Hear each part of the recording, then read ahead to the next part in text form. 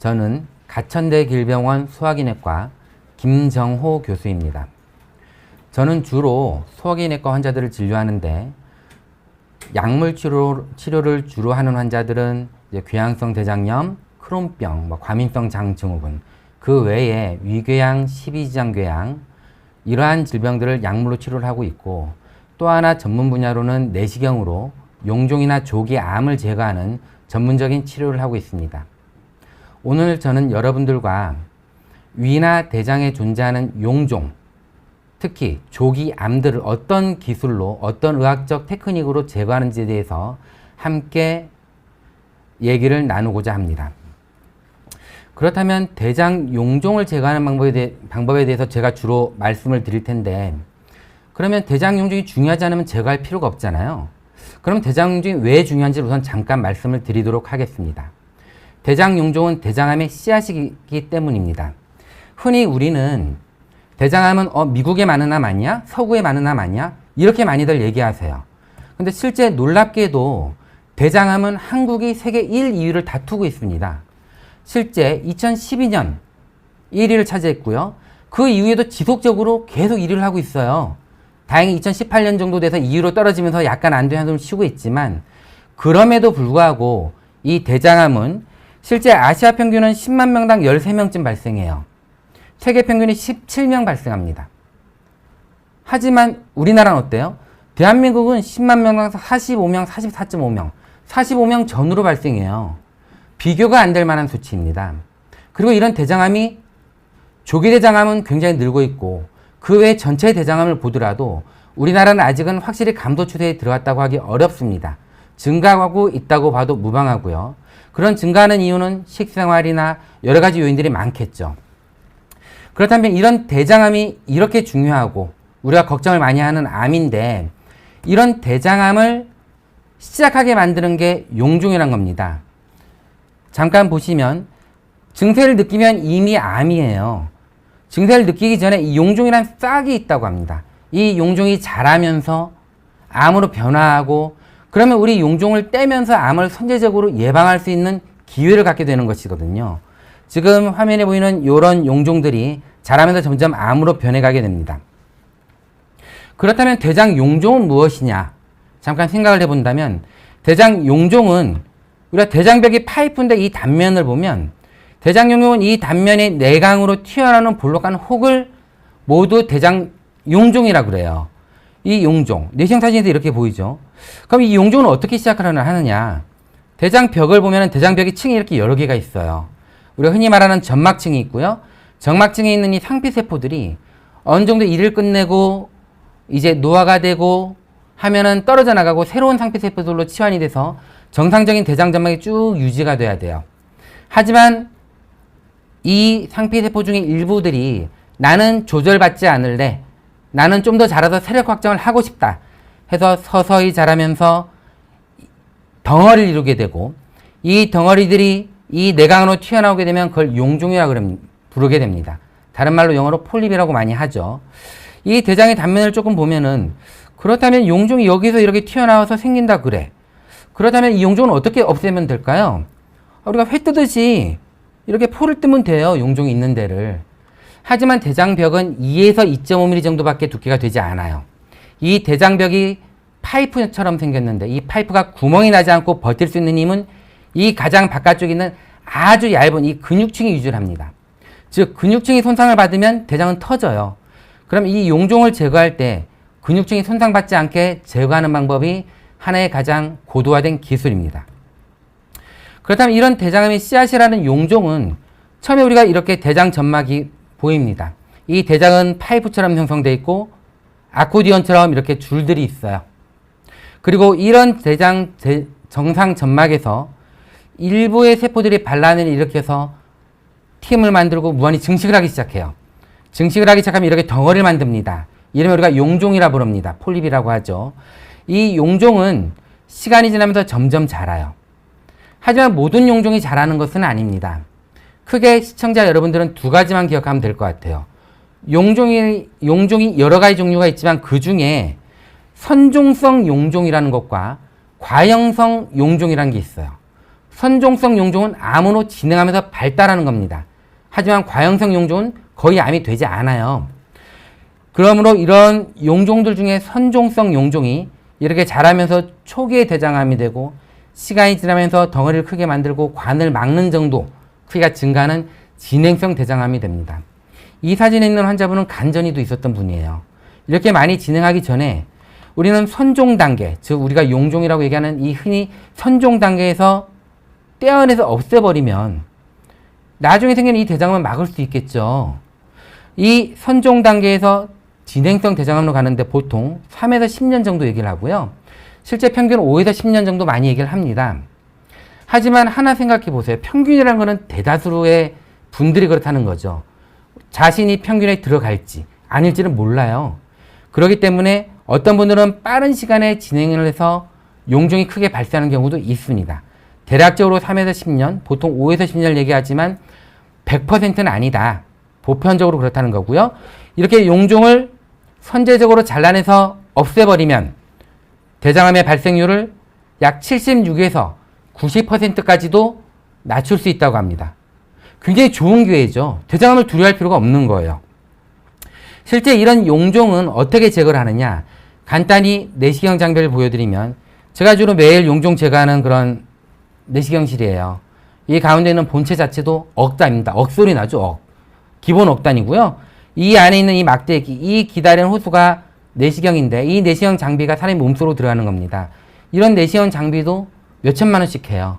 그냥 억소리 나는 장비들이 이렇게 있고 이 내시경 장비의 끝을 보면 이제 전구가 여러 가지 구멍이 있죠. 전구가 나오기도 하고 비디오 촬영을 해서 안을 관찰할 수 있기도 합니다. 그리고 여기 있는 또 다른 하나의 구멍은 물을 흡수하거나 공기를 넣기도 하고요.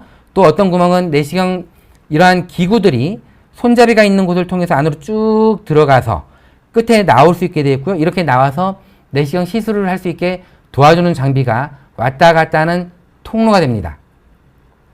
자, 이러한 내시경을 이용해서 우리가 용종 제거할 때 기본적으로 사용하는 장비는 크게 세 가지 기구로 생각을 하시면 될 것 같습니다. 자, 하나는 집게 같은 거예요. 조그만 집게인데 이 집게는 이 안에가 컵처럼 비어 있어요. 그래서 작은 튀어나온 부분을 이렇게 잡고요. 툭 떼어내면 뜯어내는 거죠. 작은 용종을 제거할 수 있습니다. 또 다른 우리가 이 스니어라고 부르는 올가미가 있어요. 이 올가미는 처음에 이렇게 넓게 벌렸다가 점점점 잡아당기면 점점 좁아지면서 이렇게 목을 졸라서 묶을 수가 있어요. 이렇게 묶을 수 있는 올가미라는 장비를 이용해서 일부의 용종을 제거하고요. 이제 고도화된 시술, 이제 아주 큰 3차 병원들, 대학 병원들에서 주로 하는 시술 중에는 아주 큰 용종들은 이런 것들을 제거를 못해요. 그렇기 때문에 내시경 끝에 나오는 이렇게 핀처럼 바늘처럼 조그맣게 나오는 1, 2mm 정도 아주 조그맣게 나오는 바늘 같은 장비거든요. 이 바늘이 내시경 칼입니다. 내시경 칼인데 이 내시경 칼 끝에 여러 가지 모양이 달려있는 종류가 많아요. 이런 장비들을 이용해서 용종을 뜯어내거나 아니면 회를 뜯듯이 포를 떼서 제거합니다. 그런 것들을 용종 제거술이라고 그래요. 자, 이제 이런 내시경 장비를 갖고 우리는 용종을 우선 찾을 거예요. 용종을 찾으려고 하면 내시경 장비가 안으로 들어가야죠. 자, 대장 내시경은 이 기다란 호수가 항문을 통해서 들어가기 시작합니다. 이 항문을 통해서 들어가죠.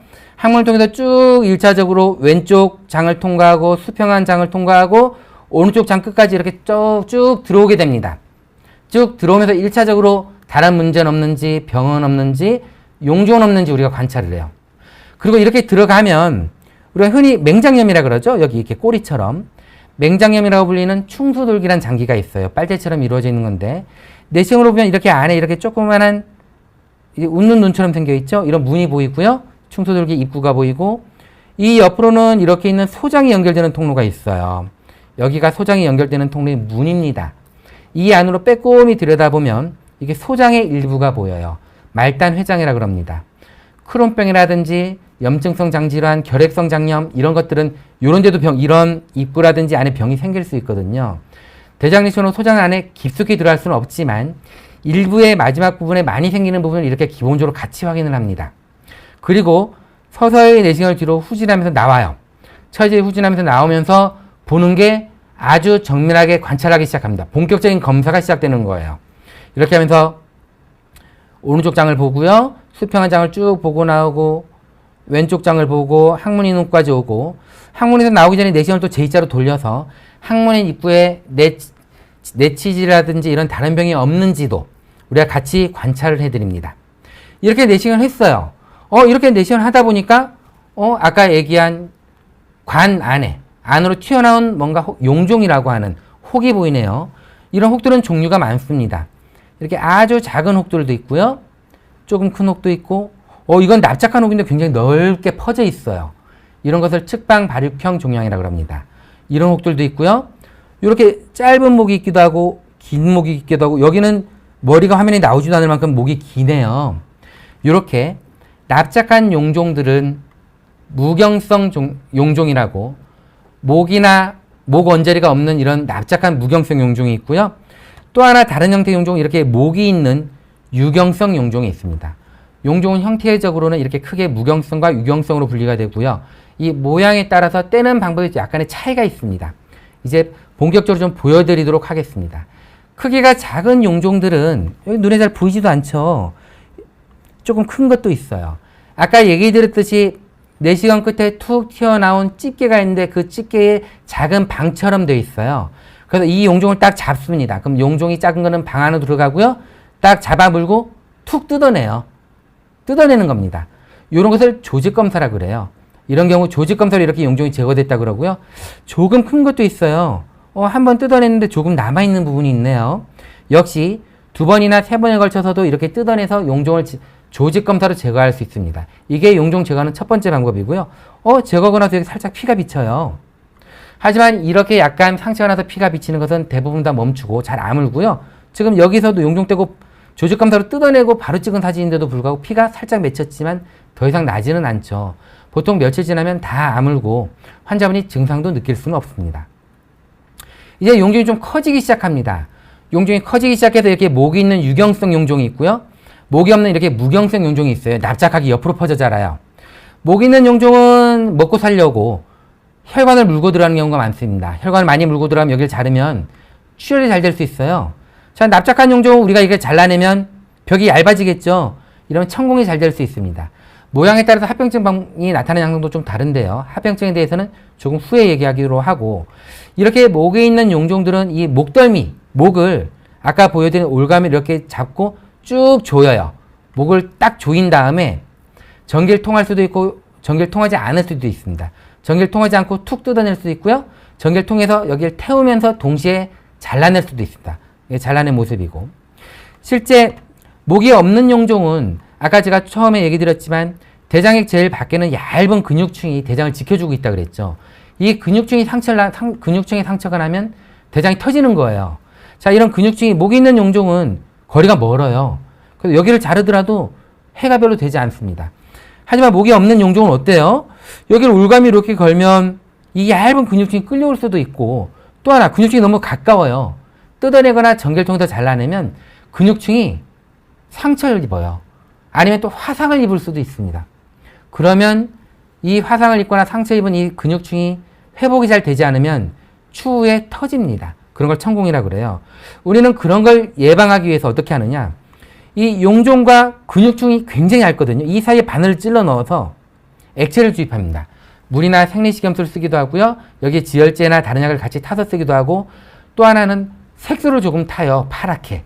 그래야 이 층이 잘 구별이 돼서 저희가 자를 때 도움을 받습니다. 그렇게 해서 쿠션처럼 이 층 용종과 근육층 사이에 쿠션을 만들었어요. 쿠션을 만들고 나니 이렇게 올가미를 걸 때도 위에 게 잘 잡히고요. 또 걸고 나서도 근육층과의 거리가 유지가 되죠. 근육층과의 거리가 유지가 되니까 여기를 전기를 통하거나 그냥 뜯어내더라도 안전하게 떼어낼 수 있습니다. 지금 아래는 우리가 흔히 얘기하는 용종, 안으로 튀어나와 있는 혹 중에서 점막의 표면에 이렇게 생긴 혹이 아니고요. 요거는 벽 속에 생겼어요. 점막하 종양이라고 합니다. 요거는 스니어라는 올가미로 잘 잡히지도 않고요. 겉에가 미끈미끈하니까. 혹이 있으니까 요 아래가 잘 잡히지도 않아요. 그러면 어떻게 하느냐? 우리는 근육층과의 간격을 좀 넓히고 내시경 끝에 이렇게 빨대 같은 걸 달아요. 끝엔 고무줄이 달려 있습니다. 이렇게 빨대로 훅 빨아 올리면 이 콩알만한 혹이 빨리 올라오죠? 그럼 고무줄 아래를 묶어요. 혹 아래를. 그럼 이렇게 묶였어요. 그러면은 우리가 올가미가 이렇게 들어갈 수 있어요. 올가미가 들어가서 잘라서 점막 속에, 벽 속에 있는 조그만 것들도 이렇게 제거할 수 있습니다. 자, 이제 대장 용종을 제거하는 실제적인 예들을 제가 보여드리도록 하겠습니다. 자, 조그만 짧은 목이 있어요. 자, 목이 있고 우리는 용종을 제거하기 전에 특수한 파장을 이용해서 아니면 확대를 해서 여러 가지 방법으로 용종을 관찰을 해요.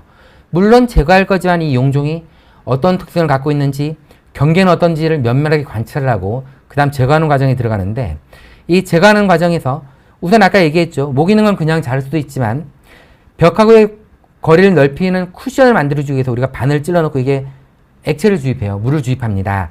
물 또는 생리식염수, 이 물이라고 통칭하겠습니다. 물을 주입하고 나서 많이 멀어졌네요. 그리고 그물망을 넣어서 여기를 이렇게 조였더니 용종이 있는 경계선보다 훨씬 아래 안전 경계를 확보하면서 쭉 조였어요. 이런 그물망으로. 조이고 나서 툭 전기를 통해서 찌직하면서 자릅니다.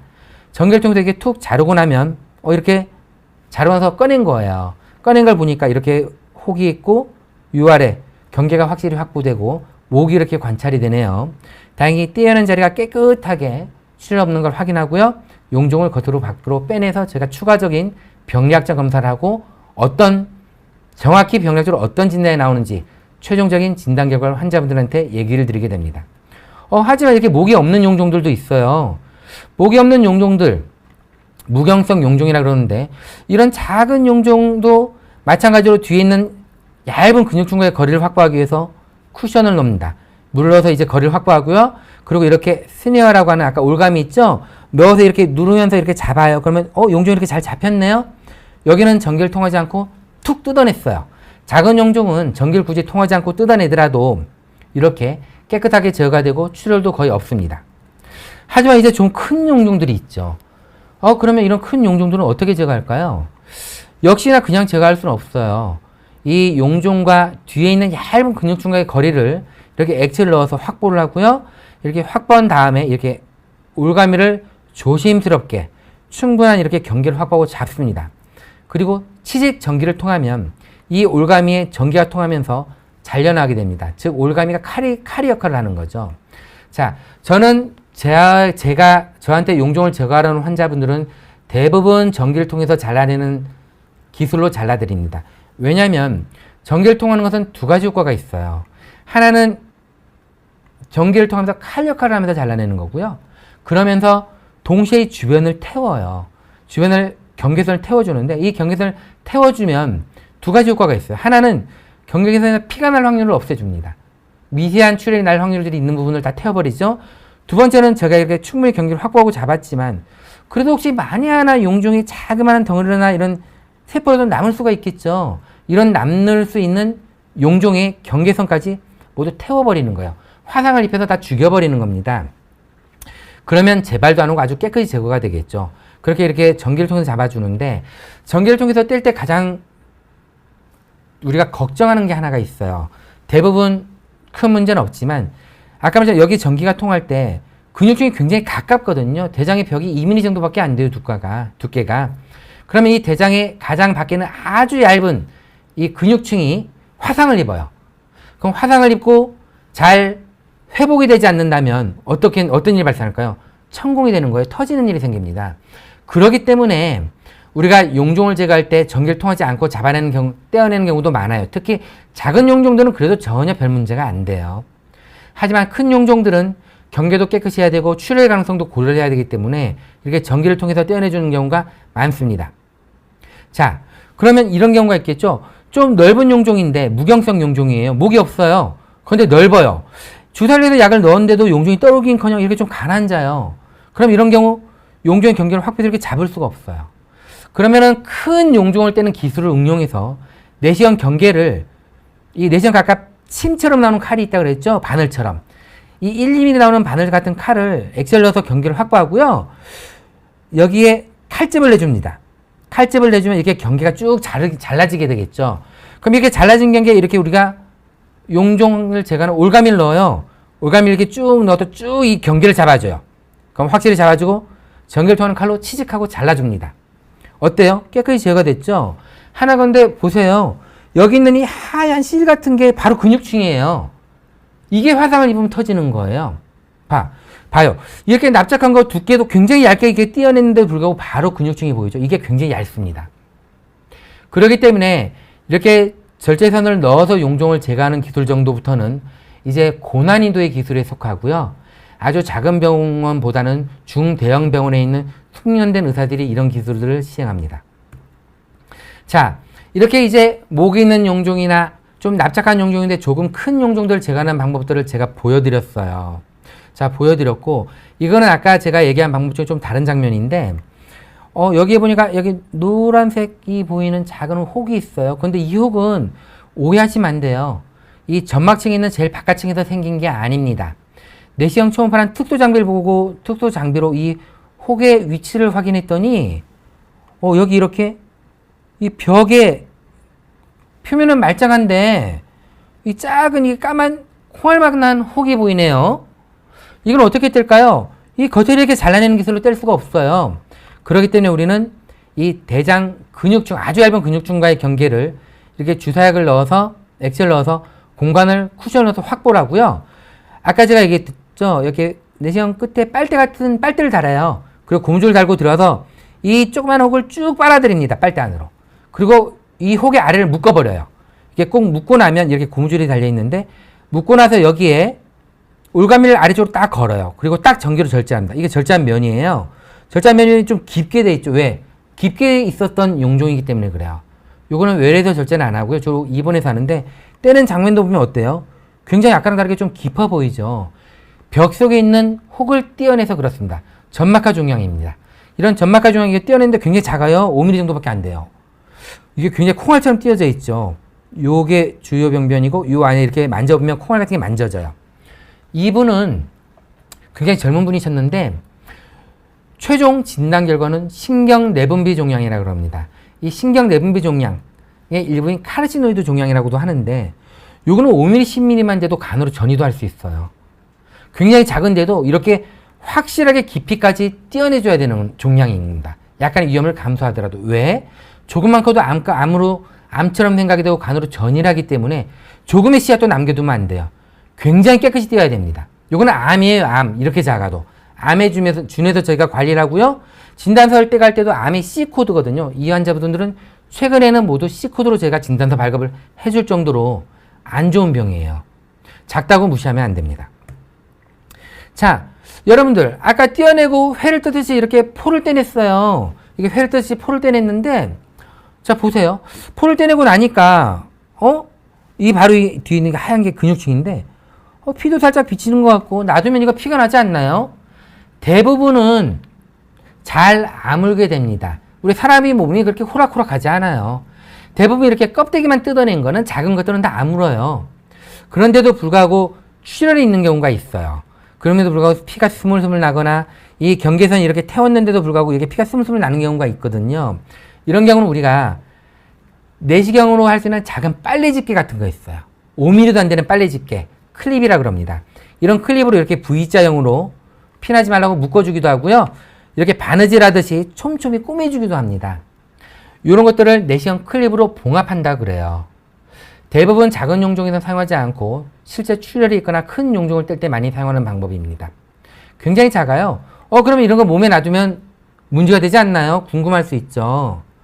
자, 완전히 아물고 나면은 주로 저절로 떨어져 나가고요. 이게 떨어져 나간 다음에는 대부분 대변으로 나오고, 나올 때 통증이나 이런 것도 없습니다. 굉장히 작아요. 걱정하실 거 전혀 없습니다. 자, 이제 목 있는 용종에 대해서 얘기를 하겠습니다. 큰 용종 떼는 거요. 작은 용종 아까 떼는 거 얘기 드렸죠. 자, 목에 있는 용종은 자기도 살려고, 잘하려고 이 목에 파이프관을 꽂아요. 몸에 큰 혈관, 영양분을 공급받는 혈관을 같이 갖고 올라오는 경우가 많습니다. 그냥 이렇게 목을 자르면요, 이 안에 있는 혈관에다 피가 퐁퐁퐁 나요. 대량 출혈이 있는 경우도 있어요. 자, 보세요. 용종의 아래쪽을, 자, 그러면 이 안에 파이프관을 꽂아서 우리가 혈액을 공급받고 영양을 공급받아서 머리가 점점 자라는 거거든요. 그러면 아예 떼기 전에 이 파이프관을 잡아버려요. 묶어버립니다. 아까 얘기한 빨래집게 같은 내시경 클립이 요거예요. 5mm도 안 되는데요.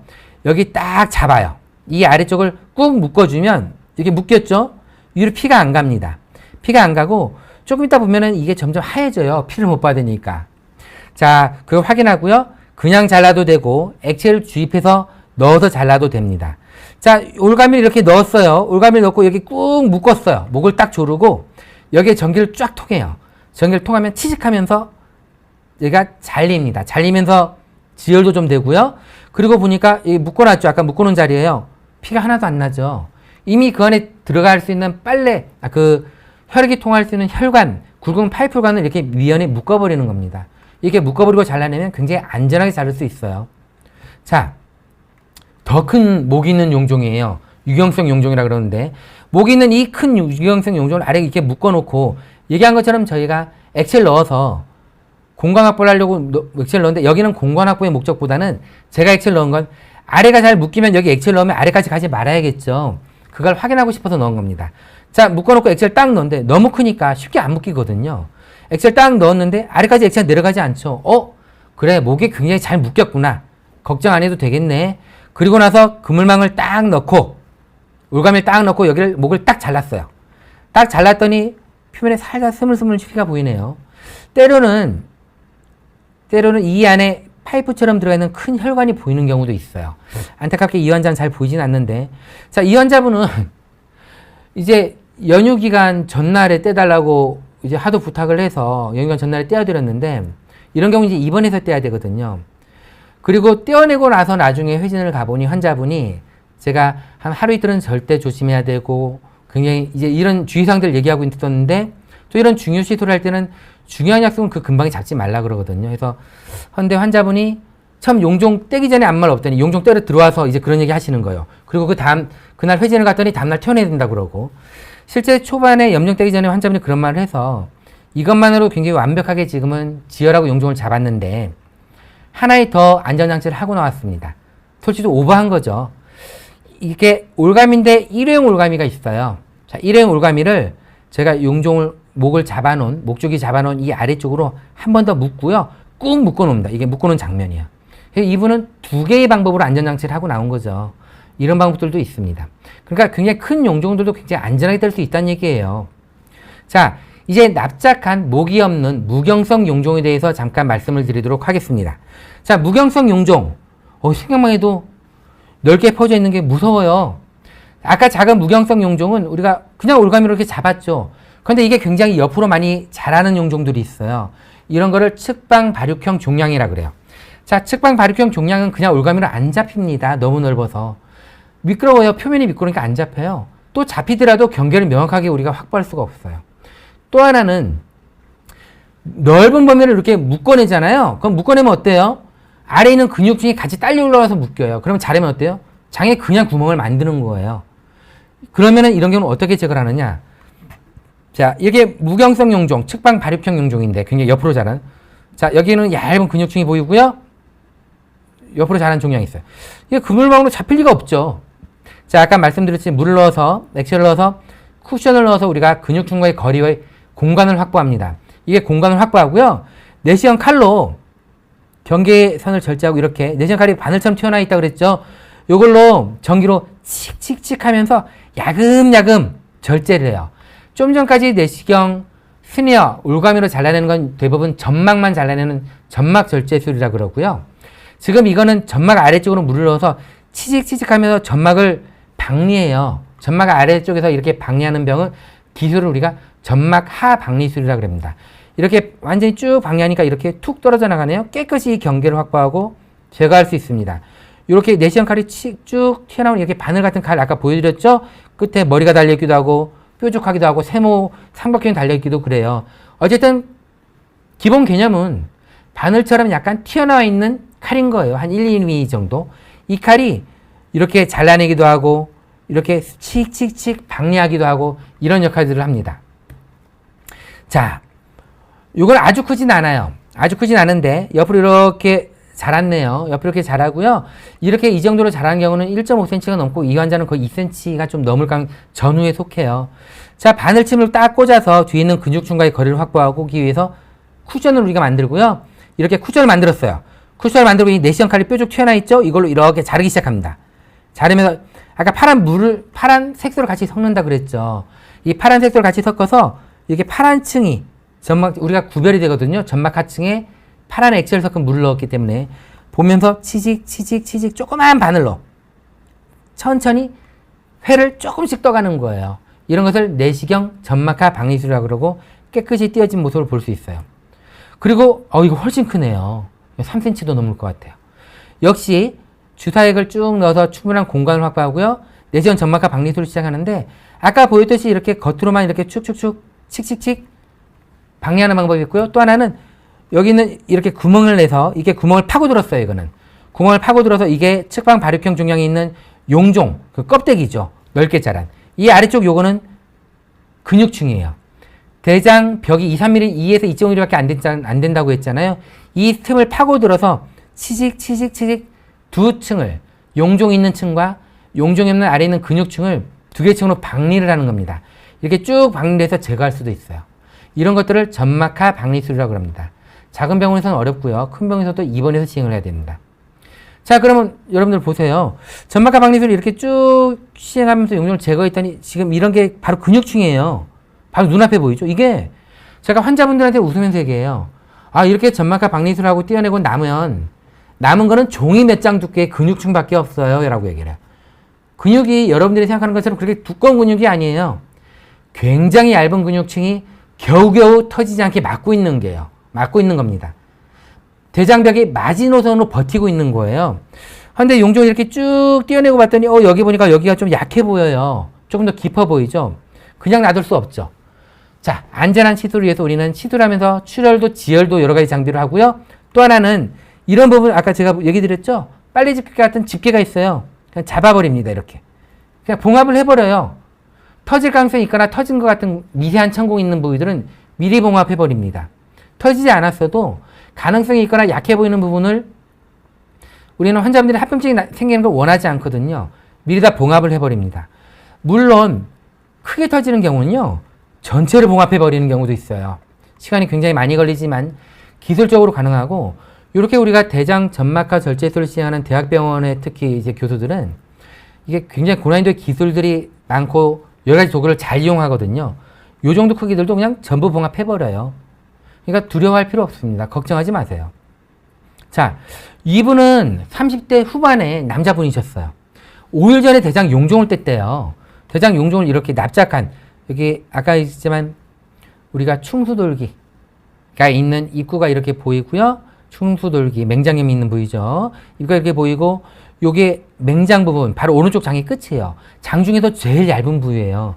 여기 있는 이 용종을 점막절제술, 즉 우리가 목덜미를 쭉 약을 넣고 목덜미를 쭉 잡아서 올가미로 딱 절제해서 왔어요. 멀리 있는 사진만 갖고 오시긴 했는데 혈관도 없고 굉장히 잘 절제가 된 것 같아요. 근데 5일 만에 하혈을 해서 왔어요. 피가 펑펑 나서. 주말에 응급실로 왔습니다. 바로 연휴 시작하기 전에. 응급실로 피가 철철 나서 왔는데 제가 토요일 날 이렇게 해서 들어가 보니 이렇게 피떡이 쭉 뭉쳐 있고요. 그리고 보니까 피떡을 쭉 제거해 보니 이렇게 용종을 제거한 부분이 있고 피가 스물스물 나는 데도 있고 이렇게 혈관이 노출돼서 지금은 피덩이가 있지만 여기 터지면 펑펑 피가 나거든요. 이게 상처가 있어요. 완전히 아무는 데는 1, 2주 이상 걸리는데 솔직히 하루 이틀 이내에 피가 안 나고 대부분 문제 없으면 대부분 괜찮거든요. 하지만 이렇게 며칠 있다가 생기는 지연출혈 또는 지연천공이라는 게 있을 수 있습니다. 이렇게 지연돼서 출혈이 생기는 경우는 용종을 떼는 자리가 이제 우리 몸도 이 용종을 떼는 장도 떼어내면 껍데기를 벗겨냈으니까 얼마나 자기가 아프겠어요. 불편하겠어요. 회 뜨듯이. 이제 아물기 시작합니다. 우리가 겉에도 상처 났을 때 어때요? 껍데기 벗겨지면 꾸덕꾸덕해지면서 아물기 시작하죠. 그럼 여기도 이제 꾸덕꾸덕해지면서 아물기 시작해요. 즉 바닥이 좀 단단해져요. 원래 장은 굉장히 말랑말랑하거든요. 굉장히 단단해지면서 아물기 시작하면 우리 빨래집게가 굉장히 작다 그랬죠. 빨래집게로 이 끝부터 이 끝까지를 한 번에 끌어서 묶을 수가 없어요. 자, 그렇게 묶을 수가 없기 때문에 그런 때는 어떻게 하냐. 제가 이분은 조금 멀리서부터 묶기 시작해서 이렇게 J자로 이렇게 쭉 바느질하는 거 보이시죠? 이렇게 쭉 바느질하면서 조금 남았네. 완전히 다 이렇게 J자 형태로 완전히 꾸며드렸습니다. 그런데 이분이 또 연휴 직전에 너무 안타까워하세요. 5일 전에 용종 뗐는데 이거 말도 안 되는 일이다. 있을 수 없다. 본인은 30대인데 나이 많은 것도 아니고 왜 피가 나냐. 굉장히 이제 불편하기도 하고 또 연휴라서 고향집도 가야 되는데 이만저만 불편한 게 아니죠. 자, 그래서 아까도 얘기 드렸죠. 일회용 올감이라는 게 있습니다. 일회용 올감이로 이렇게 지혈이 잘 됐지만 한 번 더 묶어드렸어요. 일회용 올감이 이렇게 묶어놓고 나오는 겁니다. 이렇게 완전히 지혈이 이중으로 해드렸고요. 이중으로 했고, 이 클립이나 이 일회용 올가미는 상체가 아물면 저절로 떨어져 나가고, 이 떨어져 나가는 거는 대부분 다 대변으로 다 나오게 됩니다. 걱정하실 필요 없어요. 굉장히 안전하게 시술이 됐고, 태어나고 연휴를 굉장히 잘 보내셨던 분입니다.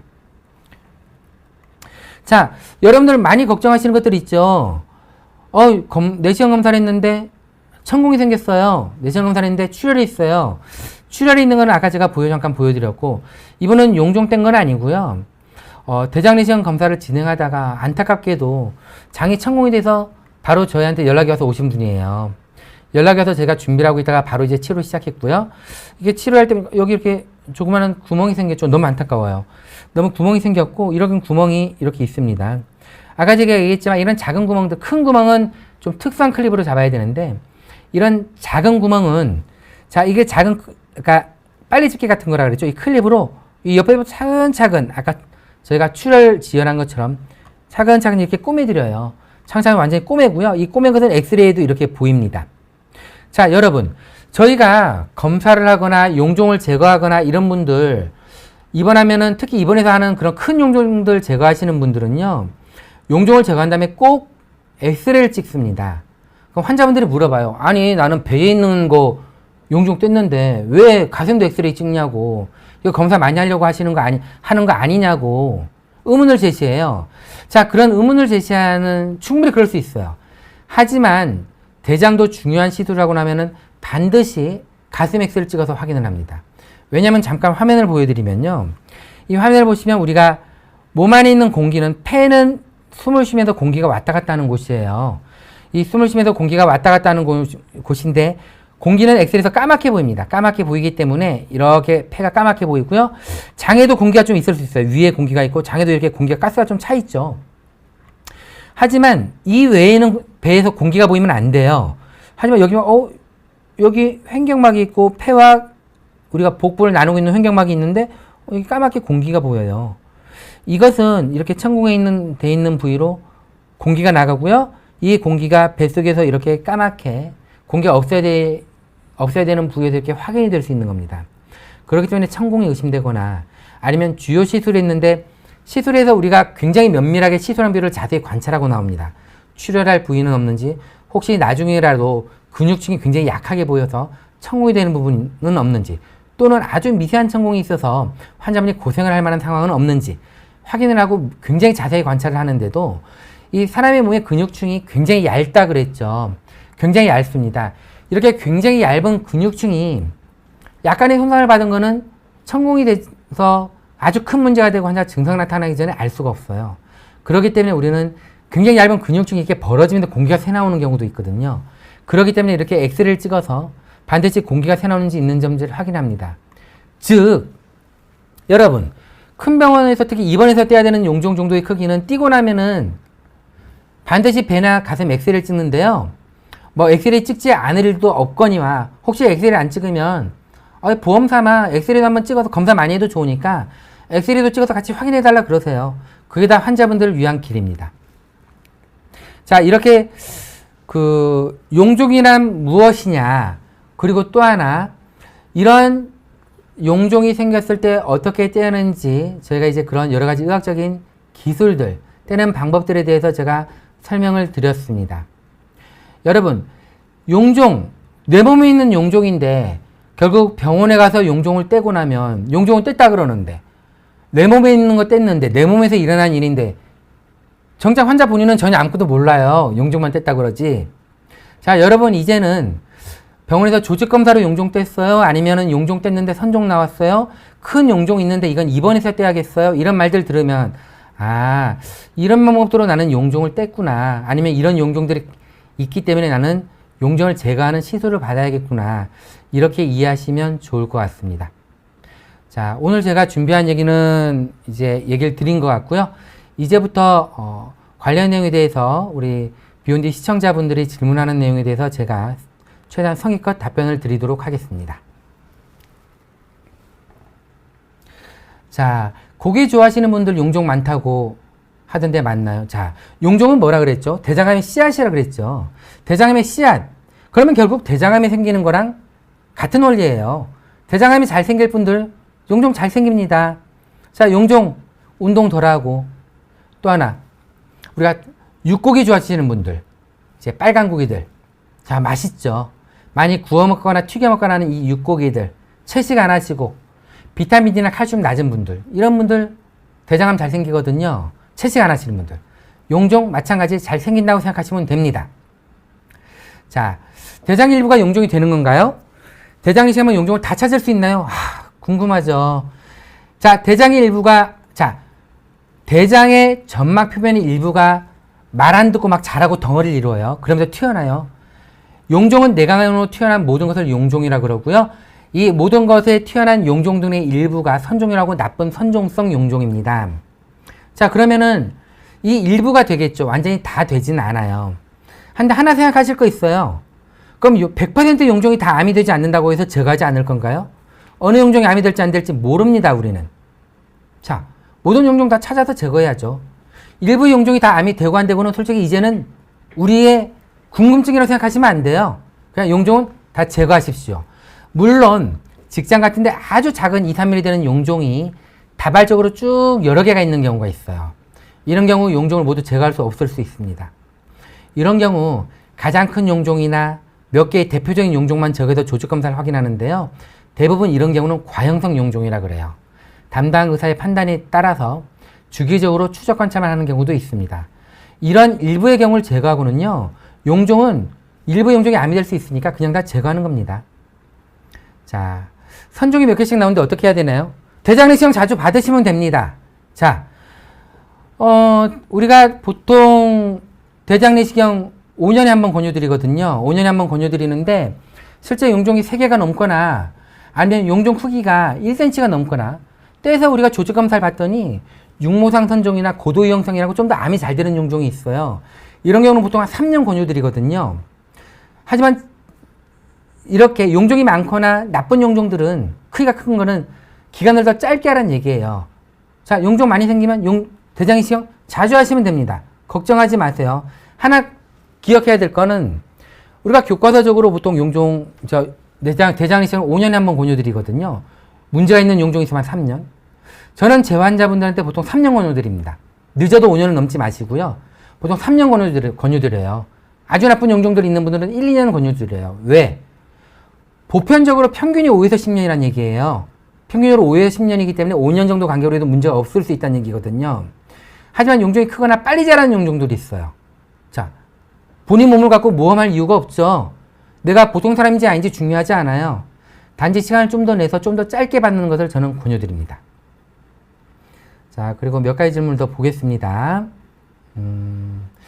자, 조금 더 아래쪽 보시면요. 아까 이제 질문 중에 3년 6개월 후에 대장내시경을 했는데 예전에 용종이 3개 있었고 3년 6개월 후에 대장내시경을 했는데 용종이 없다고 했는데 몇 년 후에 해야 되는지, 또는 용종이 잘 생기는 치질이 있는데 남편분과 환자 이제 문의하신 분이 대장내시경 1, 2년 때만 할 때마다 용종이 있어요. 미리만 제거하면 암으로는 가지 않나요? 자, 100%라고 얘기하기는 어려워요. 용종을 건너뛰고 바로 암이 되는 경우도 드물게 있거든요. 자, 하지만 아까 얘기했지만 교과서적으로도 용종의 개수가 많거나 문제가 있으면 3년 간격으로 처음 그 다음 하라 그러거든요. 아까 제가 말씀드렸죠? 3년.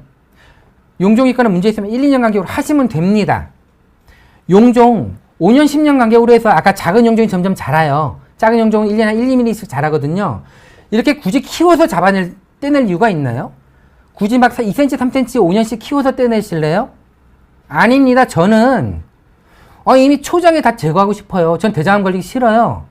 그러다 간격 짧게 하셔도요. 작은 용종 씨앗 때 다 제거해 버리세요, 여러분. 자, 3에서 5년 얘기하시지만 아까 방금 문의하셨던 분도 1, 2년마다 하신다 그랬잖아요. 하세요. 괜찮습니다. 미리미리 제거하면 암 안 걸립니다. 걱정하지 마세요. 최고의 방법입니다. 자, 이제 또 재밌는 질문이 하나 들어왔어요. 물론 그냥 중요한 질문입니다. 대장 용종 제거하고 비행기를 타거나 골프 라운딩 가시나 봐요. 이제 아이디도 독특하신데 회복하는데 시간이 좀 필요할까요? 이런 경험이 있어요. 저는 용종 떼고 나서 한 2, 3일 정도 절대 중요한 데 잡지 마시라 그러거든요. 큰 용종 있는 분들은 일주일 동안 잡지 마시라 그래요. 입원해서 떼야 될 정도. 환자분이 저한테는 전혀 아니라고 해서 입원했어요. 2.5cm 전은 되는 측방 발육형 종양을 뗐습니다. 사이즈도 크고, 그래서 환자분한테 저는 이제 모레쯤 퇴원하시라 그랬죠. 빠르면 다음날 오후도 가능하긴 하지만 저는 안전하게 이틀 후에 얘기를 했어요. 환자분 그때 솔직히 얘기하는 거예요. 오늘부터 휴가인데 그냥 전날 저녁에 입원하신 거죠. 오늘부터 휴가인데 여행 가시러 가셨대요. 비행기 타셔야 된답니다. 저 깜짝 놀랐죠. 비행기 타시면 안 됩니다. 일주일 정도는 타시면 안 돼요. 또 골프 라운딩 아까 얘기하셨는데, 자, 배를 무리하게 쓰는 무리한 운동, 짧게는 2, 3일, 길게는 일주일 정도 안 하시는 게 좋습니다. 왜냐면요, 우리 장도 껍데기를 완전히 홀랑 벗겨놨는데 내부를 얼마나 힘들겠어요. 그리고 그거를 지켜내는 근육층은 굉장히 얇다 그랬죠. 이 얇은 층이 회복되고 버텨서 살이 차올라서 아물어야 돼요. 우리 손발 다친 것도 아무는데 1, 2주 걸리지 않나요? 자, 아물어야 되는데 무리하게 배를 움직이시거나, 자, 배를 움직이면 장도 영향을 받겠죠. 우리 몸은 기계가 아니에요. 한 통 속이에요, 다. 영향을 받으면 어때요? 아무는데 영향을 받을 수 있습니다. 조심하셔야 돼요. 최소한 2, 3일. 저는 이제 굉장히 스케줄 빡빡하신 바쁜 분들은 아까처럼 1단계, 2단계 좀 오버해서라도 이제 미리 예방적 조치를 하기도 하는데, 실제 일주일까지도 제가 조심하라 그럽니다. 비행기 타고 상공으로 올라가면요, 장 안에는 평소에 가스가 없어요. 공기가 없어요. 짜부러져 있는 장기예요. 아까 제가 보여드렸던 내시경 사진 보였죠. 파이프처럼 잘 열려있고 용종도 이쁘게 있고. 여러분들도 이렇게 보면 내시경 칼을 넣어서 그냥 뗄 수도 있겠네 하는 생각 들지 않으세요? 하지만 우리가 숨을 쉬면서 배도 움직이고, 환자분이 우리가 진정수면 내시경을 한다고 했지만 완전 마취는 아니거든요. 배 움직여요. 장은요, 그 속에서 더 많이 움직여요. 또 하나, 공기가 계속 남아있지 않습니다. 우리 방귀 끼시죠? 장은 계속 짜부러져 있으려고 그래요. 불편하니까. 그래서 공기를 계속 내보내고 계속 짜부러져요. 한데 이런 공기가 상공으로 올라가면 점점 팽창을 합니다. 기압이 낮기 때문에. 종이배짱 두께밖에 남지 않은 이 근육층이 잘 버틸 수 있을 거예요. 잘 버티면 다행이지만 그러지 않는 경우가 있어요. 모험하실 필요 없습니다. 자, 대장암을 예방하는 중요한 시도를 받으셨는데 굳이 모험을 하실래요? 모험하지 마십시오. 최소한 2, 3일, 보통 일주일까지도 굉장히 조심해야 합니다. 물론 일상적인 생활은 가능합니다. 무리한 운동이나 아니면 아까 말씀드렸듯이 비행기를 타시거나 아니면은 다 떼내서 증상도 없으니까 우리 이제 사회생활 많이 하시거나 친구 많으신 분들 있죠? 유도관계 좋으신 분들. 막 술 마시러 가요. 2, 3일 후에 막. 그러시면 안 됩니다. 회복할 시간을 주세요. 자, 그 다음 질문 볼게요. 자, 조금 또 재밌는 질문이 하나 있네요. 생각보다 전기를 사용하고 이제 포를 뜨는 등 상처가 나는데 시술 후에 많이 아프거나 고통이 있지는 않을까요? 무릎만 까져도 아픈데 걱정이랍니다. 그렇죠. 내장벽이 이렇게 포 뜨고 잡아 뜯고 하는데 걱정되죠.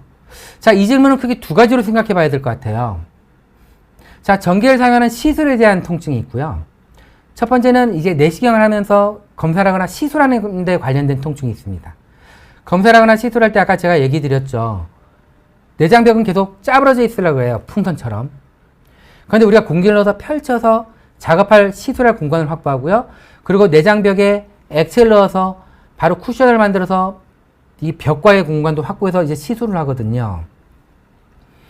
하지만 시술 자체는 고통이 없습니다. 결론적으로 얘기하면. 하지만 우리가 공기를 넣어서 시야를 확보하고 검사를 하고 용종을 찾는 과정에서 장벽은 왜 짜부러져 있을까요? 공기가 들어가면 장이 팽창을 하면은 우리 장염 걸리고 배에 가스가 많이 차보신 적 있죠? 장이 팽창하면은 그때부터 감각을 느껴요. 통증을 느낍니다. 장 운동 안 하고 빠짜면 굉장히 아프잖아요. 더부룩하고. 우리가 공기를 넣었기 때문에 그럴 수 있어요. 검사나 시술하는 동안에, 특히 시술하는 동안에는 공기를 좀 더 많이 넣는데요. 이제 공기도 일반적인 공기를 넣는 경우도 있고, 저 같은 경우는 시술할 때는 이산화탄소를 사용합니다. 이산화탄소는 좀 더 빨리 흡수돼서 공기가 빨리 흡수 없어지거든요. 그래서 고통이 좀, 불편이 좀 덜해요. 어쨌든 공기든 이산화탄소든 몸 안에 남아있는 공기가 좀 빠져나오면 편해집니다. 이런 경우 검사를 받거나 시도를 하면서 공기가 많이 차서 배가 불편한 경우는 배를 살살 이제 마사지를 해주거나 따뜻한 수건을 좀 덮어줄 수도 있고요. 조금 걷는 행동을 많이 하면 우리 몸이 운동하면서 장도 운동하거든요. 방귀로 가스가 배출되면서 불편함이 줄어듭니다. 불편함이 100% 없는 검사나 시술이라고는 얘기할 수가 없어요. 자, 두 번째는 아까 내시경 칼. 이제 올가미도 그러고 내시경 칼도 그러고 전기로 자르거든요. 전기를 치직 통해서 자르는데 그래요. 전기를 통해서 껍데기 회 뜨듯이 벗겨내면 우리 생선 보세요. 회 뜨고 나면 껍데기만 조금 남잖아요. 얇게. 똑같아요. 그럼 통증이 있을 수 있죠. 검사 받을 때 두려울 수 있습니다. 하지만 실제 이 시술 자체만으로는 고통이 없습니다. 고통은 크게 한 2가지에서 한 3가지 정도로 나타날 수 있는 원인이 있는데요. 하나는 우리가 시술을 하면서 포를 완전히 떠났어요. 생선회처럼. 방어벽이 없어졌어요. 방어벽이라고는 진짜 근육층 얇은 그 종이 몇 장 되는 근육층밖에 없는 거예요. 어때요? 방어벽이 없어졌으니까 대장에 균이 많이 살거든요. 균이 번식을 잘할 수 있어요. 또는 염증이 생길 수 있어요. 이런 염증이 대장벽을 타고 옆으로 퍼지면서 우리 대장 옆에 바로 복막이 또 감싸고 있거든요. 그런데 염증이 생기면은 우리가 열도 날 수 있고 할 수 있지만 이런 데 생기는 염증들이 통증을 유발합니다. 그래서 복통이 있을 수 있고요. 두 번째는 대장 근육이 굉장히 얇다 그랬잖아요. 우리가 용액을 넣어서 쿠션을 만들어서 용종 절제를 하잖아요. 하지만 아무리 공간을 확보해도 우리가 전기칼에서 나가는 전기가 순간적으로 이 얇은 근육층까지 열이 전달될 수 있어요. 근육층에 화상을 입을 수 있습니다. 이렇게 화상을 입고 잘 치유가 되면 문제가 안 되는데 화상을 입고 치유가 잘 안 되면은 천공 구멍이 날 수도 있거든요. 하지만 이렇게 화상을 입었을 경우 그 밖에까지 염증이 생기면서 통증이 있을 수 있어요. 세 번째, 근육이 화상만 입어도 통증이 생길 수 있는데 그럼 어때요? 근육에 구멍이 나면 염증이 생기면서 복막도 자극받고 벽에 구멍이 나면 통증이 생길 수 있어요. 이렇게 크게 한 3가지 정도를 고려해 볼 수 있겠는데요. 3가지 다 단순 용종 떼고 내시경 절제로 용종을 제거한 후에 흔하게 나타나지는 않습니다. 하지만 일부의 환자는 항생제만 좀 며칠 먹고 일부 시간 금식만 좀 더 하면 좋아지는 경우도 있지만요. 근육층이 손상을 많이 받거나 이런 경우를 그러니까 우리가 응고후 증후군이라 그래요. 근육이 화상을 입는 거. 의학 용어도 있어요. 충분히 가능성이 많은 일이기 때문에 그래요. 응고후 증후군이라 그러는데 그때는 장을 좀 더 쉬게 해주면서 항생제를 쓰면서 금식을 하고 좀 기다리는 경우가 있어요. 그런데 천공이 생기거나 근육이 손상을 많이 받아서 통증이 있는 경우는 병원 다시 가셔야 됩니다. 담당 의사랑 이런 경우 상의하셔야 돼요. 즉 이렇게 일반적으로 용종을 떼거나 포를 뜨거나 회를 뜬 것처럼 용종을 제거했을 때는 증상이 거의 없고요. 가스만 빠져나가면 좋아지는데 방금 얘기한 경우들 같은 경우 복부 통증이 생기면 반드시 담당 의사분과 상의를 하시길 바랍니다. 자, 그리고 이제 질문 중에 용종의 크기와 상관없이 암은 확실히 다르게 보이나요? 이런 질문이 있어요. 자, 아까 제가 용종 제거하기 전에 얘기 드렸죠? 특수한 파장을 이용한 관찰도 하고요. 그리고 확대해서도 보고요. 여러 가지 특수한 기술들을 이용합니다. 작은 용종도 떼내면 끝인데 뭐 아주 작은 용종들은 그냥 떼어내죠. 하지만 이제 어느 정도 크기부터는 그런 관찰들을 합니다. 왜요? 용종의 모양이나 성상에 따라서 형태에 따라서 암을 좀 더 예측할 수 있는 용종들이 있어요. 그런 경우는 조금 더 경계를 더 넓게 확보하고요. 좀 더 깊게 떼는 방법들을 사용합니다. 즉 내시경 때는 다른 기술을 해야 될지 말아야 할지 고민을 해요. 그래서 큰 경우에 대부분 암이 잘 되는 경우가 많고요. 일부의 경우에서는 조금 작지만 암이 되기 전에 고도 이형성이라 그래서 선종은 선종인데 굉장히 나쁜 선종이에요. 이런 경우 육모상 선종 이런 것들 약간 구분할 수는 있어요. 하지만 작은 용종들 모양만으로 구분하기 굉장히 어렵습니다. 또 모양만으로 구분하는 게 작은 용종들 그게 중요하지 않아요. 그냥 깨끗이 떼어내면 됩니다. 무조건 2, 3차 병원 가서 용종 제거를 해야 하나요? 라는 질문도 있네요. 이제 방금 아까 제가 보여드렸던 대부분의 시술 작은 용종을 떼거나 초반에 보여드렸죠. 작은 용종을 떼거나 아니면 이제 조금 뭐 한 1cm 전후 정도 이렇게 좀 작은 것 1cm 전후만 돼도 좀 크기는 좀 커지는 거죠. 이런 것들은 뭐 흔히 말하는 이제 여러분들이 근처에 있는 좀 편안한 병원들이 있잖아요. 그런 편안한 병원들에서도 많이 뗍니다. 실제 전기를 통해서도 많이 하고요. 하지만 이것보다 용종이 커지기 시작하고 측방 발육형 종양이라고 많이 큰 것들 있죠. 아까 말했지만 목이 굵은 애들이 있어요. 용종도 좀 크고 목이 있는 애들. 이런 경우들은 목이 있는 애들은 어떻게 해요? 혈관을 물고 들어간다 그랬죠. 파이프처럼. 떼고 나면 펑펑 피가 나요. 문제가 됩니다. 납작한 용종들 일반적으로 올가미로 못 잡아요. 잡으면 근육줄까지 같이 잡혀서 장 크게 터져요. 그런 경우는 내시경 점막과 박리수술을 하고 회 뜨듯이 살살살 포를 떠야 돼요. 내시경 칼로. 그런 경우는 거의 대학병원급에서 해야 됩니다. 그렇기 때문에 작은 용종들은 집 근처 편안한 병원들에서 제거하는 거 두려워하지 마세요. 괜찮습니다. 그 병원에서 좀 큰 용종이 있다 그러시면요. 저를 찾아오세요. 그리고 근처에 가까운 2차, 3차 병원을 찾아가시면 됩니다. 자, 이제 조금 다른 질문을 이제 하나 정도, 시간이 많이 지나가지고요. 하나 정도 더 받고 이제 마무리를 해보도록 하겠습니다. 자, 네. 이제 점막하 용종은 무조건 다 제거해줘야 하나요? 라는 질문이 있어요. 점막하 종양은 우리 시청자분들은 아마 위내시경하고 나서가 많이 들을 겁니다. 대장에서는 점막하 종양이 그렇게 많지는 않은데 위는 검진 내시하면서 우연히 발견되는 점막하 종양이 굉장히 많아요. 솔직히 아주 작은 5mm, 10mm짜리들은 한 1년에 한 번 내시하면서 잘하는지 지켜보면 돼요. 좀 큰 것들은요. 아까 제가 잠깐 보여드렸는데 내시경 초음파에서 그 안에 있는 층에 나쁜 게 없는지 확인하시면 됩니다. 그리고 좀 커지면 2, 3cm 이상 넘어가기 시작하면 수술도 고려해야 돼요. 왜? 2, 3cm 이상 넘어가기 시작하면 그 안에 있는 것들이 암이 될 가능성이 좀 높아져요. 그리고 또 하나는 이게 위약식도 만난 데서 생기거나 이럴 경우는 막아서 증상을 만들 수도 있어요. 그렇기 때문에 그런 거 제거하고요. 이거는 이제 위에 생기는 것들이고요. 대장은 점막하 종양 그렇게 많지 않습니다. 대장에 생기는 점막하 종양 중에 여러분들이 간혹 들어보셨을 만한 게 아까 얘기한 신경내분비 종양이에요. 제가 보여드렸던 특수한 방법으로 떼는 거죠. 점막하 종양이라는 건 점막과 점막 아래에 있는 근육층은 다 정상이고요. 이 두 개의 층 사이에 조그만 물혹 같은 게, 콩알 같은 게 생긴 것이거든요. 이 작은 콩알은 위는 대부분 지켜보는데 장에서도 아까 얘기한 신경내분비 종양이 의심된 경우는 반드시 안전하고 충분하게 확보를 해서 이 경계를 확보해서 떼야 됩니다. 왜? 조금만 커져도 막 전이에요. 간으로. 그리고 또 하나, 대장에서 간혹 발견되는 점막하 종양 중에 오늘은 제가 보여드리진 않았지만 지방종이라는 게 있어요. 뭐 1, 2cm 이상 되는 큰 물혹처럼 보이는 경우가 있거든요. 물이 차 있게. 조직 검사를 해보면 안에 있는 지방덩어리들이 보여요. 노랗게. 그러면은 조직 검사만 한번 해봐도 이건 지방종이네요. 한 2cm 되는데 걱정하지 마세요. 이런 것들도 있어요. 여러분들은 주로 이런 것들을 많이 들을 것 같아요. 그런 경우 정말 걱정 안 해도 됩니다.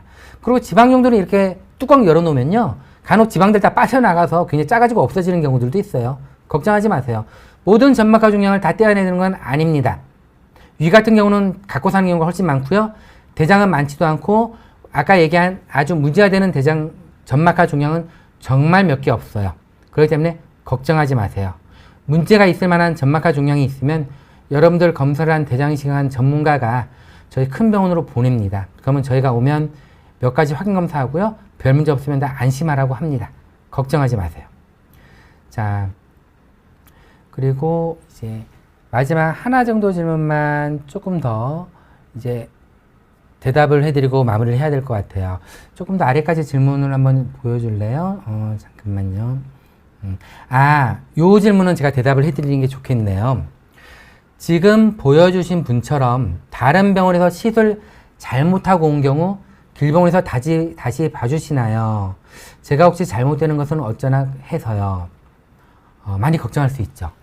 자, 시술을 잘못했다는 것은 그 두 가지 정도 상황을 좀 생각해 보셔야 될 것 같아요. 정말 용종을 제거하는데 시술에 기술적으로 문제가 있었거나 용종을 제거하는데 많이 남았거나 용종을 제거한 자리에서 다시 크게 재발을 했거나 이렇게 조금 작은 병원들 여러분들이 편하게 왔다 갔다 하고 별로 기다리지 않아도 되는 그런 근처에 있는 병원들이 있잖아요. 그런 병원들에서 이런 경우들은 대학병원으로 가시라고 합니다. 환자분 걱정하지 마세요. 제가 환자분들한테 자주 하는 얘기 있어요. 제가 걱정하지 않으면 환자분은 전혀 걱정할 거 없습니다. 제가 걱정하는 것처럼 보이나요? 제가 걱정하지 않으면 환자분 걱정하지 마세요. 그냥 1년 후에 오세요. 2년 후에 오세요. 그냥 얘기를 드려요. 자, 여러분 내시경 검사 시술하신 분이 걱정이 되면요. 환자분이 걱정이 아니고 의사가 더 걱정을 많이 합니다. 우리 환자분 건강한 게 100세까지 사셔야 되는데 중간에 다른 문제 생기면 안 되시잖아요. 그러면 아까 얘기했던 기술적으로 문제가 돼서 다적을 못했거나 큰 게 남았거나 아니면 뗀 자리에서 크게 재발했거나 아니면 그게 출혈이 있거나 아니면 그게 다른 합병증들이 생겼거나 이런 경우 환자분들이 안 간다 그래도 여러분 시술하신 의사 선생님이요. 어떻게든 가시라 그럽니다. 어떻게든 가시라 그러니까 그런 거는 여러분들이 걱정하시지 않으셔도 될 것 같아요. 자, 두 번째. 그러면은 이제 시술이 잘못된 건 아닌가 그게 걱정하는 게 이제 환자분의 마음일 수도 있어요. 자, 그러면은 그런 불신이 있으면 담당 의사 선생님과 한 번 더 상의하세요. 정말 걱정을 안 해도 되는 상황인지 솔직하게. 그리고 걱정을 해야 되는 상황이면 큰 데 가서 한 번 더 받아보고 싶다. 그게 더 도움이 될까요? 솔직히 물어보면 담당 선생님이 걱정할 필요가 없다고 확신을 줘서 이런 불신이 없어지면서 우리 질문하신 시청자분께서 걱정하실 일이 없어지고요. 그런데 의사 선생님이 좀 얘기를 하셨는데 이걸 진짜 큰 병원 가야 될까요? 생각하시는 거라면 그때는 오세요. 오셔야 합니다. 오실 때 내시경 거기서 했던 사진이랑요. 그리고 했던 결과지 그리고 더 좋은 거는 담당 의사 선생님이 소견서까지 같이 갖고 오시면 그거를 바탕으로 정밀하게 대장신을 다시 한번 확인하는 거죠. 그리고 치료가 필요하면 추가적인 치료를 하는 거죠. 제가 아주 자세히 해드릴 수 있어요. 걱정하지 마세요. 어느 큰 병원을 가셔도 좋은 의사분들이 많으니까 고도로 숙련된 의사 교수들이 많습니다. 걱정하지 마세요. 하지만 단순한 불신 때문이라면 정말 의사 선생님과 다시 상의하세요. 내시경 하는 거 힘드시잖아요. 그리고 내시경 몇천 명 중에 생길 수 있는 확률이긴 하겠지만 부작용 생길 가능성 없다고 얘기 못해요. 검진 내시경 아까 제가 보여드렸던 검사하는 내시경에서도요. 이제 조금 적게 얘기해도 몇천 명이고 많이 얘기하면 몇만 명. 한 몇만 명에서도 한 명쯤은 생길 수 있거든요. 말이 몇만 명이지 딴 사람 다 안 생긴데 내가 생기면 100%인 거예요. 그러니까 불필요한 검사는 하실 필요 없습니다. 그래서 무엇 때문에 잘못됐다고 이 시술이나 내시경이 잘못됐다고 생각하시는지를 한 번 더 생각해 보시고 그 원인에 따라서 어떤 추후 행동을 그러니까 추후에 이제 그런 어떤 과정을 취할 것인가에 대해서 생각하시면 좋을 것 같아요. 자, 오늘 이제 저는 이제 질문들도 중요하고 좋은 질문들 많이 해주셔서 대답하는 저도 굉장히 유익한 시간이 됐던 것 같습니다. 자, 제가 잠깐 마지막으로 한 가지만 얘기를 드릴게요. 시청자 여러분, 우리 건강한 생활을 영위하려고 매일 운동하면서 30분 1시간씩 쓰시는 분들도 많고 그 좋아하는 고기들, 구워오는 고기들 안 드시고 채식하시고요. 매일매일 비타민C, 칼슘, 비타민C 챙겨 드시면서 시간을 할애하시는 분들 많아요. 제가 정말 안타까운 경험을 한 적이 여러 번입니다. 꽤 많아요. 저희는 이제 매일 아까 얘기했지만 크론병이나 염증성 장질환, 과민성 장증후군, 궤양, 조기암, 용종 이런 거를 치료하고 외래에서 보시지만요. 그리고 반은 또 이렇게 내시경 시술을 하면서 고난이도 시술을 계속 하거든요. 저는. 그러면서 외로우시는 분들 중에 정말 안타까운 분들이 있는데 그중에 제일 안타까운 경우가 예를 들면 이런 분이 있어요. 50대 초반 가장이세요. 30, 40대 너무 바쁘게 사회생활 하시면서 겨우 이제 숨 돌리고 약간 안정되셨고요. 애기들도 좀 크고. 이제 사모님하고 결혼하신 다음에, 결혼하기 전에부터 술, 담배는 안 하셨고, 사모님하고 결혼하신 다음에, 사모님이 건강을 엄청 열심히 챙기셨어요. 꼭 틈내서 아무리 바쁘시더라도 일주일에 한 3~4번 정도는 굉장히 땀을 내면서 운동하셨고요. 비타민 정말 열심히 챙겨 드셨고, 그 좋아하는 고기도 많이 줄이셨대요, 결혼하시고. 우리 사모님이 안 주시니까 어쩔 수 없죠. 먹을 방법이 없습니다. 채식도 정말 많이 하시고요. 50대 초반인데 내시경이 있는데, 큰 덩어리 용종이 있는 거예요. 조직 검사를 했더니 대장암입니다. CT를 찍어봤더니 간에도 조그만 전이가 있어요. 진행성 대장암이에요. 조기암이 아니고요. 진행성 암이에요. 실제 속으로는 몇 년만 더 먼저 내시경 했으면 100세 시대에 이렇게 대장암을 진단받으면 안 되죠. 그리고 즉 얼마나 안타까워요. 그리고 그분은 수술하고 항암 치료까지도 하시는 분이에요. 최근에는 저한테 안 오고 수술하고 항암 치료한 파트만 다니셔가지고 제가 이제 그분은 최종 결과는 모르는데 이런 경험이 한 번이 아니고요. 굉장히 많습니다. 아까 용종 떼고 출혈 있었던 분 보여드렸죠? 30대 후반이에요. 아까 용종 떼고 약간 깊게 상처가 난 것 같은 분 클립에서 미리 잡아놓은 부분 보여드렸죠? 30대 후반이 여자분이세요. 여러분, 예전에 50세부터 대장내시경 하시라고 했는데 요즘은 40세로 내려갔어요. 50세가 아니에요. 그리고 가족 중에 대장암이 있으신 분들 예전에 40세부터 주로 많이 권유했는데요. 30대부터 하세요. 저는 이제 시술을 하면서 이런 안타까운 경험들을 굉장히 많이 하기 때문에 환자분들한테 강하게 얘기합니다. 시술하는 의사들은 대장내시경 간격도 더 짧게 하시라고 많이 권유드려요. 건강검진 보통 받으면 다 5년 후에 하시라고 그래요. 근데 시술하는 의사들 큰 거 떼신 다음에 외래 진료 볼 때 한번 상담해 보세요. 대부분 3년 넘기지 않아요. 5년이라고 얘기 잘 안 해요, 저희. 제 환자분들 시술하면 대부분 띵 크기에 따라 좀 다르지만 2, 3년 후에 하시라고 그러고요. 아주 큰 거 떼거나 아주 여러 개를 떼거나 그 여러 개 중에 상태가 좀 안 좋은 모양이 나쁘거나 조직학적으로 육모종 또는 육모선종 또는 고도 이형성증이라고 더 돌연물이가 많은 이런 종양들이 나오면요. 그리고 가장 중요한 장청소 정도, 환자의 상태 이런 걸 봐가지고요. 장청소가 잘 안 되면 그분은 잘 못 보는 거거든요. 그럼 좀 1, 2년 있다 하시라 그래요. 물론 작은 용종 씨앗이 있으면서 2, 3년 동안 서서히 크고 5에서 10년 후에 암이 될 수도 있겠죠. 굳이 5년 후에 5년 후에 키워서 잡지 마세요. 자, 여러분. 시술하신 의사 선생님들하고 상의해보면 이분들은 대부분 신문이나 책에 얘기하는 것보다 짧게 얘기합니다.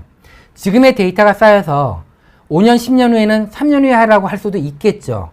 지금 현재의 데이터는 과거의 통계를 바탕으로 한 겁니다.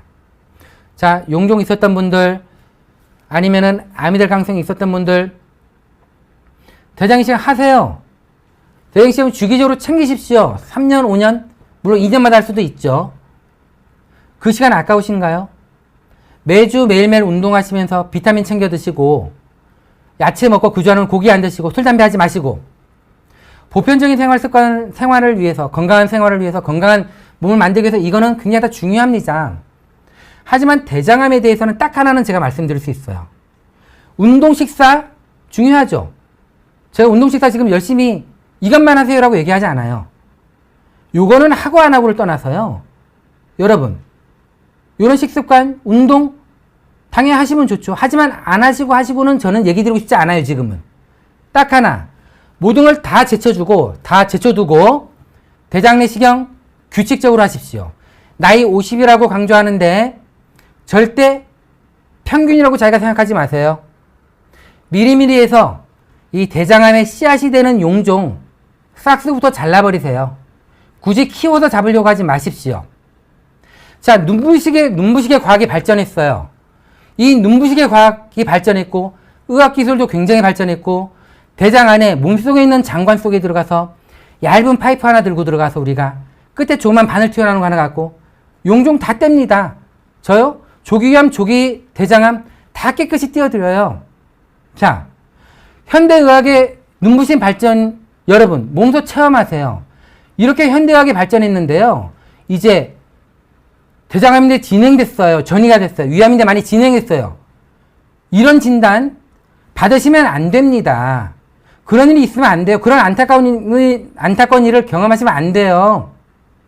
여러분, 눈부신 현대의학의 발전을 누리시고 규칙적으로 잠깐 시간 내시는 게 여러분들 3년, 5년 동안 대장암 예방하려고 운동하고 채식만 하고 술, 담배 안 하시고 고기 안 드시고 하시는 노력에 비하면 대장내시경에서 용종 떼는 건 정말 작은 수준이에요. 이 정도 시간 아까워하지 마세요. 그리고 부모님 주변 가족들 부모님 50세부터 대변 검사만 하신다는 거 대변 검사만 하신다면 말리세요. 물론 매년 무료로 해주는 검사 하십시오. 대변 검사에서 양성이 나오고 혈액이 보이면 대장암의 가능성이 굉장히 높다는 얘기거든요. 대부분 진행암이에요. 물론 무료로 해주니까 하시죠. 그럼 하시면 됩니다.